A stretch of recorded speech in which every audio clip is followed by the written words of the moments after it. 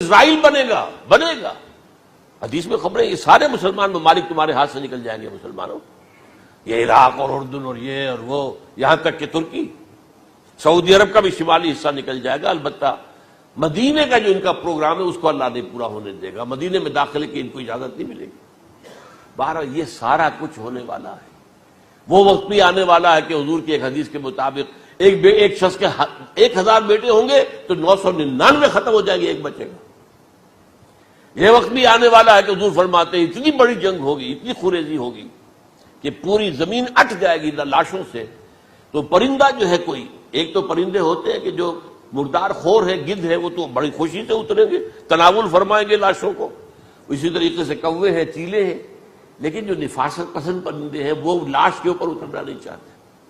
تو ایک پرندہ اڑتا چلا جائے گا، اسے کہیں زمین پر اترنے کی جگہ نہیں ملے گی، لاشیں ہی لاشیں ہوں گی، یہاں تک کہ وہ تھک ہار کر اس کی جو ہے پر جواب دے جائیں گے، گرے گا تو لاش پر گرے گا۔ یہ وقت آنے والا، اور یہ یہودیوں کے ہاتھوں، یا یہودیوں کے جو سپورٹرز ہیں اس وقت، جو ان کے ہاتھ میں آلہ کار ہے، ان کے ہاتھوں آنا ہے۔ میرے نزدیک اس کام کے لیے اس ملعون قوم کو، کہ جو حضرت عیسیٰ کے زمانے سے ملعون ہو چکی ہے، اس کو باقی رکھا گیا ہے، اسے یہ موقع دیا گیا ہے، اس نے اسرائیل بنا لیا ہے۔ تقریباً 2000 سال کے بعد وہ دوبارہ آ کر آباد ہوئے اس سرزمین میں جہاں سے نکال دیے گئے تھے 70 عیسوی کے اندر۔ یہ سارا کچھ کیوں ہو رہا ہے؟ ان کا یہ استثناء کیوں کیا گیا؟ یہ بڑی تلخ بات ہے، یہ یاد کر لیجیے۔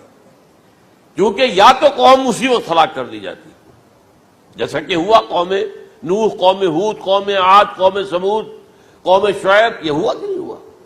اور سدوم اور عمورہ کی بستیاں جہاں حضرت لوط بھیجے گئے، اور آل فرعون جو ہلاک کیے گئے، یا تو پوری قوم ہلاک کی جاتی؟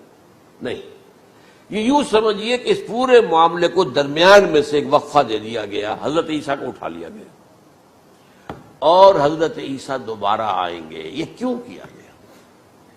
اب اس میں بڑی تلخ بات آپ سے کہہ رہا ہوں، یہ آپ کے لیے قبول کرنا آسان نہیں، حلق سے نیچے اٹھنے کی مشکل سے۔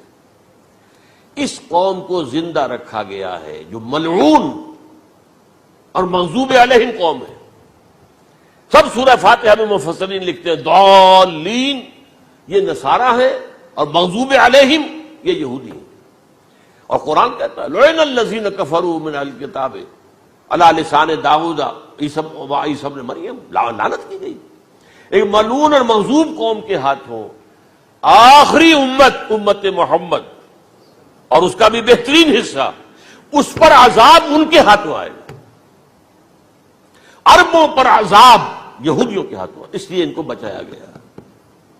یہ میں نے کئی دفعہ واقعہ سنایا، مولانا اسلائی صاحب بتایا کرتے تھے، کیونکہ وہ راجپوت تھے، یو پی کے راجپوت، مشرقی حصے کے، کہ ہمارے ہاں کوئی نوجوان اگر کوئی بڑی گری ہوئی حرکت کرتا تھا تو اس کے سر پر چمار کے ذریعے، چمار کے ہاتھوں جوتا لگوایا جاتا تھا۔ اگر راجپوت کے سر پر راجپوت کا جوتا گرا تو چلو تکلیف تو ہوئی، لیکن یہ کہ راجپوت کا جوتا گرا ہے نا، پڑا ہے، لیکن راجپوت کے سر پر چمار کا جوتا، جس کو آپ انگریزی میں کہتے ہیں to add insult to injury, وہ تکلیف بھی ہے جوتا کھانے کی، اور انسلٹ ہے کہ ایک چمار مار رہا ہے۔ یہ امت سب سے خیر امت ہے، کنتم خیر امت اخرجت للناس۔ اس کے لیے عذاب بھی بدترین آئے گا، اور کن پر آئے گا؟ اس امت کا جو اصل نیوکلیس ہے، عرب، جس کے بارے میں حضور کی حدیث موجود ہے ویل للعرب، عرب کے لیے بہت بڑی ہلاکت ہے۔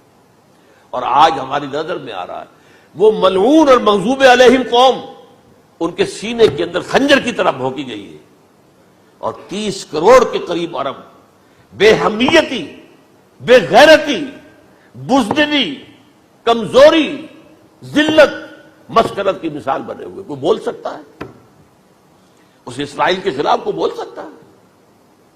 30-35 لاکھ آدمی ہے اسرائیل کے اندر یہودی، اس سے زیادہ تو امریکہ میں 50 لاکھ کے قریب، کل 1.25 کروڑ آدمی ہے یہ یہودی پوری دنیا کے اندر۔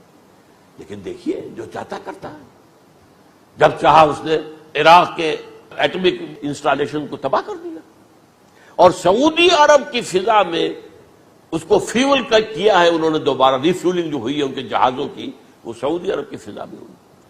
اللہ تعالیٰ نے یہ کوڑا ان مسلمانوں کے لیے رکھا ہوا ہے کہ جن کے رتبے ہیں سوا، ان کی سوا مشکل ہے۔ جتنا اونچا مقام اللہ نے دیا عربوں کو، ان میں حضور کو اٹھایا، ان کی زبان میں اپنا آخری کلام نازل کیا، تو ان کی ذمہ داری بھی بہت ہے۔ جن کے رتبے ہیں سوا، ان کی سوا مشکل ہے۔ یہ ہے میرے نزدیک واللہ اعلم